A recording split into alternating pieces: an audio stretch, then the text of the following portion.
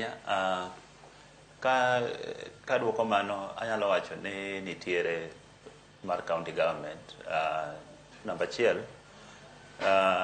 tinde areas mag lowland ma floods ng'enyego kaka Nyatike, tinde nitiere rice farming ma itimo, nikech waneno ka pino ne dhi oko mang'eny, nono to ne onge gima otimo. Nitie dikes oger ma itimo rice farming, apani mano okonyo. Kato preparations mwatimoga before even those floods, a committee ma wan go ma technical, wan gi roads as a department. Roads, pi thoro hinyo jopiny ka onge yo ma pi lu kado odhi kata nam kata aora. To part of the preparations mitimoga en ni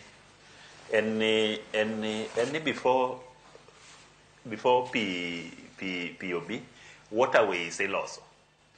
Koro kolos waterways gi, to pi yudo kaka pi chopo e nam, koro ok thor hinyo japiny. To gi planting of yiende makao pi kuonde monego pi ng'enygo.